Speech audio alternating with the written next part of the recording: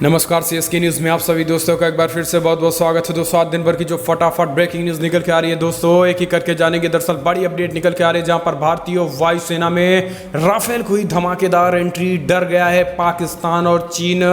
पाक ने मांगी है चीन से मदद। जी हाँ, कहा पीओके जल्द ही कब्जा करेगा भारत। इसके साथ ही अगली बड़ी खबर जानेंगे जहां पर रक्षा मंत्री राजनाथ सिंह और वायुसेना प्रमुख एस भदौरिया ने कहा है कि राफेल जहां होगा तैनात वहां दुश्मनों पर पड़ेगा भारी।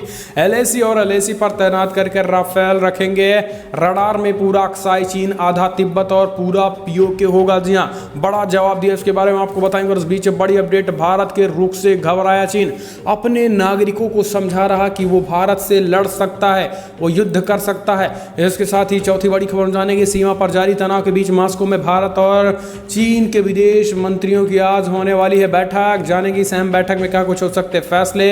वहीं पांचवी बड़ी खबर जानेंगे। अमेरिकी राष्ट्रपति Donald Trump Nobel peace prize के लिए नामित इजराइल यूएई के बीच कराया था शांति समझौता। तो सब कुछ खबरें एक ही करके जानेंगे। जहां पर शिवसेना सरकार को लेकर भी बड़ी खबर निकल के आ रही, लेकिन जानेंगे सब कुछ। उससे पहले एक छोटा सा निवेदन, अगर आपने चैनल को अभी तक सब्सक्राइब नहीं किया तो प्लीज सब्सक्राइब की लाल बटन दबाकर चैनल को सब्सक्राइब करें।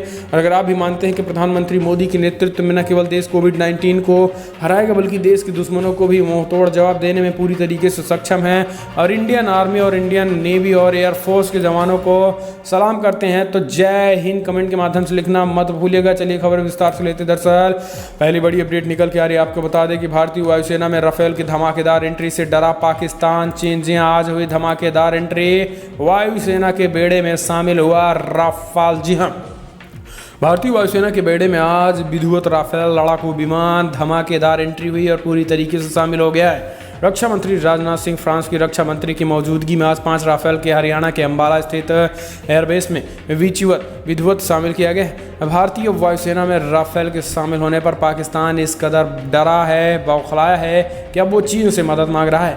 मीडिया रिपोर्ट्स की माने तो पाकिस्तान की तरफ से चीन J-10 फाइटर जेट की मांग की गई। हालांकि पाकिस्तान की इसकी मांग तकरीबन 10 वर्षों से करता आ रहा है, लेकिन अभी तक सफलता नहीं मिल पाई है। हाल ही में पाकिस्तान ने J-10 CE को लेकर हाल ही में फिर से बातचीत शुरू की है। इसके साथ ही पाकिस्तान चीन PL-10 और PL-15 खरीदने की भी इच्छा जताई है। लेकिन बड़ी बात यह है दोस्तों कि पाकिस्तान ने जो चीन के सामने शर्त रखी है और जिन्होंने एक्सक्यूजेस दी हैं वो है राफेल का। उन्होंने कहा है कि पड़ोसी देश हथियारों का जखीरा इकट्ठा कर रहा है, ऐसे में पाकिस्तान के लिए खतरा हो सकता है, इसलिए चीन के सामने उसने गिड़गिड़ाया है। तो अब आप समझ सकते हैं कि कितना ज़्यादा चीन डरा हुआ है। हम चलते हैं अगली अपडेट लेते हैं। आपको बता दें कि रक्षा मंत्री राजनाथ सिंह, वायुसेना के प्रमुख एस.के. भदौरिया ने कहा पीओके पर लगेगा, एलएसी पर लगेगा, जहां भी लगेगा राफेल वहां की जद में होंगे। 50 से 100 किलोमीटर के इलाके पूरा पीओके और पूरा अक्साई चीन के साथ साथ आधा तिब्बत भी होगा इसकी रडार में। दरअसल आपको बता दें बिग ब्रेकिंग न्यूज़ निकल के आ रही है जहां पर देश के रक्षा मंत्री राजनाथ सिंह आज राफेल को इंडियन आर्मी के सैन्य, इंडियन एयरफोर्स के बेड़े में शामिल करने के बाद उन्होंने बड़ा बयान दिया। उन्होंने कहा कि राफेल का वायुसेना में शामिल होना दुनिया को एक कड़ा संदेश है। इसके साथ ही दुश्मन देशों को मुंहतोड़ जवाब मिलेगा। आने वाले समय में भारत इसी तरीके से और फाइटर जेटों को खरीदेगा, खास करके राफेल की और उन्नत तकनीकों को विकसित किया जा रहा है। आने वाले समय में वो भी भारत के बेड़े में शामिल होंगे। लेकिन इस बीच रक्षा मंत्री राजनाथ सिंह ने खुली चेतावनी चीन और पाकिस्तान को दे डाली है। उन्होंने खुली धमकी देते हुए कहा है कि आज राफेल का शामिल होना ये अपने आप में उन सभी तमाम लोगों पर, तमाम देशों पर करारा तमाचा है जो भारत की तरफ बुरी नज़र डालते हैं। ऐसे में उन देशों को सतर्क रहना चाहिए। इस बीच हम चलते हैं अगली अपडेट। वायुसेना प्रमुख एस.के. भदौरिया का बड़ा बयान, बोले राफेल जहां होगा उसकी जद में 1000 किलोमीटर होंगे। जी हां दोस्तों, पूरा पीओके, अक्साई चीन और आधा तिब्बत है राफेल की रडार में। पाकिस्तान हो या फिर चीन, उसकी हर एक सातिराना चाल पर नजर है राफेल की। ये बातें स्वयं कही है देश के वायुसेना अध्यक्ष एस भदौरिया। दरअसल राफेल लड़ाकू विमान औपचारिक रूप से भारतीय वायुसेना के बेड़े में शामिल हुआ है। इस मौके पर अंबाला एयरबेस पर कार्यक्रम का आयोजन किया गया, जहां पर आपको बता दें कि air chief marshal R.K. Bhadauria ने कहा कि राफेल जहां भी होगा उसकी जद में लंबा एरिया आएगा, इसलिए LAC पर तैनात किया जाएगा।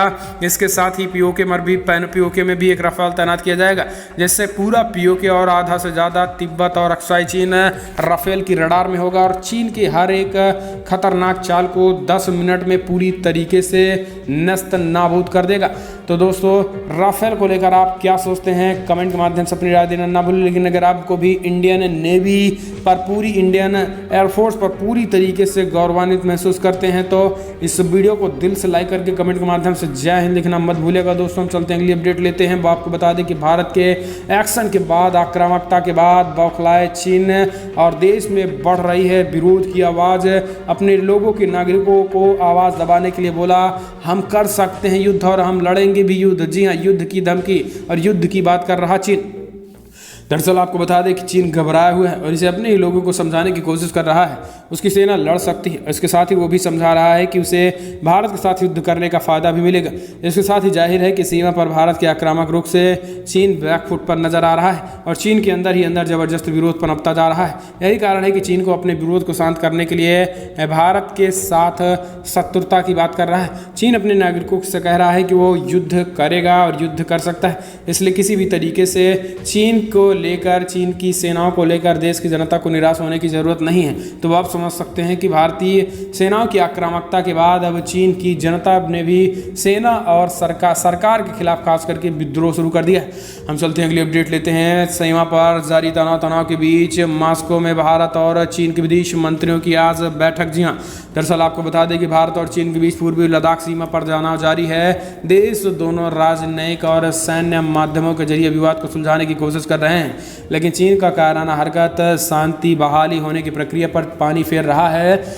इसी बात रूस की राजधानी मॉस्को में विदेश मंत्री एस जयशंकर अपने चीनी समकक्ष वांग वी से आज शाम 6 बजे मुलाकात करेंगे। दोनों नेताओं की मुलाकात शंघाई सहयोग संगठन की बैठक से इतर हो रही है। इससे पहले लद्दाख सीमा पर जारी तनाव के बीच बुधवार को भारत के विदेश मंत्री एस जयशंकर ने मॉस्को में अपनी रूसी समकक्ष सर्गेई लावारोव से भी मुलाकात की थी।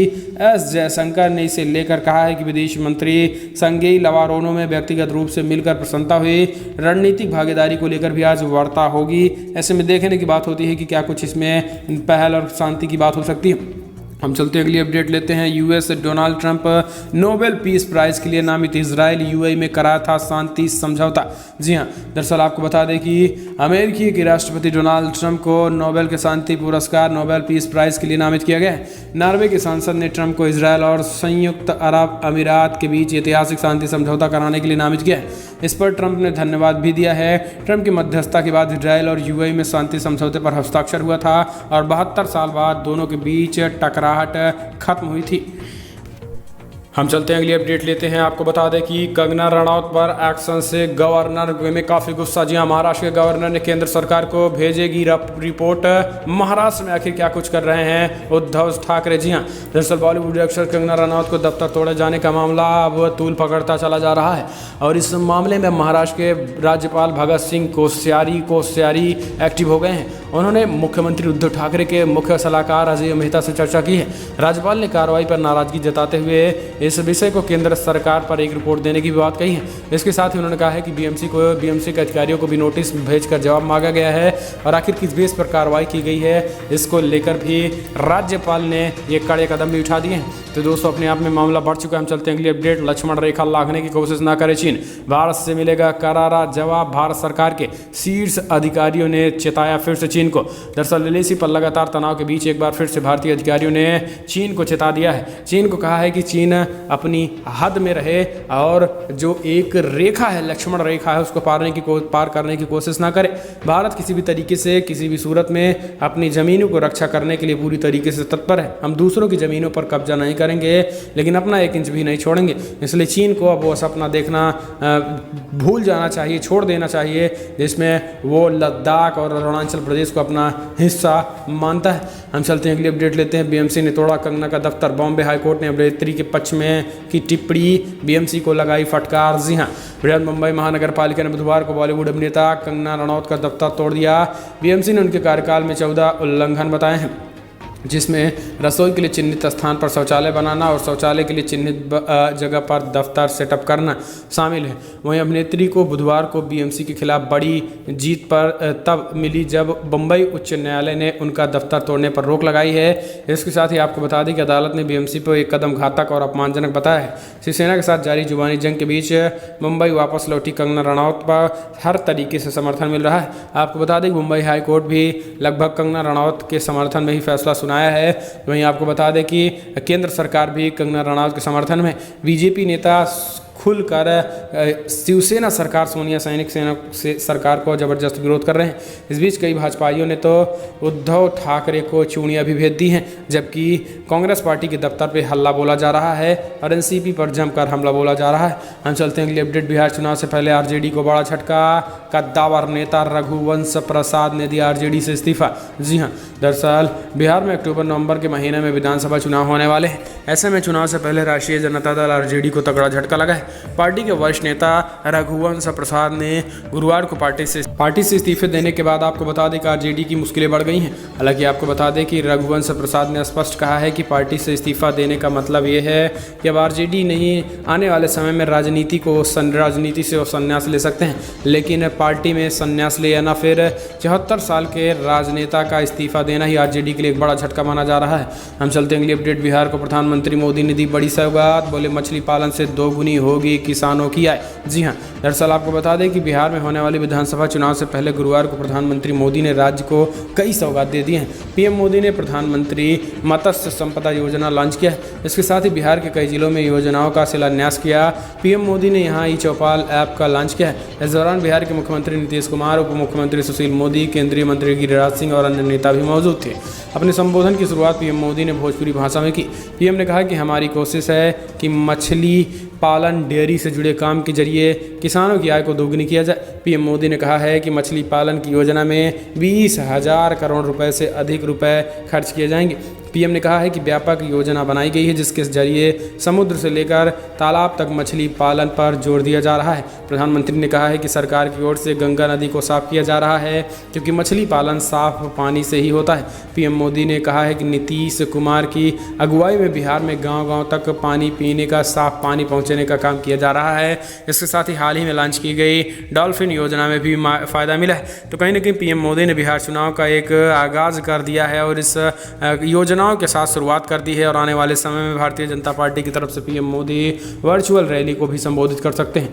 हम चलते हैं अगली अपडेट लेते हैं। आपको बता दें बिग ब्रेकिंग, जहां पर उद्धव ठाकरे को वंशवाद का नमूना बता बोली कंगना रनौत। शिवसेना अब सोनिया सेना बन चुकी है, बीएमसी नहीं अब गुंडा राज हो चुका है। कंगना रनौत एक बार फिर से बड़े सख्त लहजे में उद्धव ठाकरे पर अटैक मोड में उन्होंने बड़ा बयान दिया। मुंबई स्थित कंगना रनौत के दफ्तर पर बीएमसी जेसीबी चलने और तोड़फोड़ किए जाने के बाद कंगना और ज़्यादा आक्रामक हो गए और जबरदस्त कंगना को समर्थन भी मिल रहा है। दरअसल चारों तरफ से कंगना को समर्थन मिल रहा है। इस बीच सुशांत सिंह की बहन कीर्ति सिंह ने भी सुशांत के कंगना रनौत के समर्थन में शिवसेना को गुंडा राज बताया। कहा है कि इस तरीके से गुंडा राज नहीं चलेगा वाला है, आने वाले समय में फिर से राम राज स्थापित होगा। तो कहीं ना कहीं उन्होंने बीजेपी सरकार बनने की तरफ इशारा किया है। एक बड़ी अपडेट निकल के आ रही है सुशांत सुसाइड केस के बाद। ये बड़ा डेवलपमेंट अब कंगना और शिवसेना आमने सामने हो चुके हैं।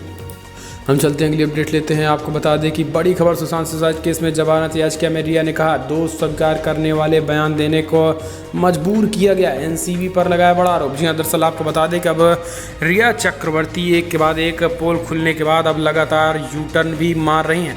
दरअसल आपको बता दें कि रिया चक्रवर्ती ने एक बड़ा बयान दिया है। रिया चक्रवर्ती ने बुधवार को मुंबई की एक सख्त अदालत में जमानत याचिका दायर की गई याचिका का गुरुवार को आज सुनवाई होनी थी। मंगलवार को मजिस्ट्रेट अदालत ने उन्हें जमानत देने से इनकार कर दिया था। इस बीच आपको बता दें कि उन्होंने बड़ा बयान दिया। उन्होंने कहा है कि हमें इस पर जमानत याचिका देने के साथ साथ उन्होंने कहा कि एनसीबी के अधिकारियों ने हमें डराया धमकाया और उन्होंने कहा है कि आप अपना जुर्म कबूल करें, यानी जो जुर्म हमने किया ही नहीं है वो जुर्म हमको कबूल करने की बात कही गई थी। तो रिया चक्रवर्ती का बड़ा यू टर्न देखने को मिल रहा है।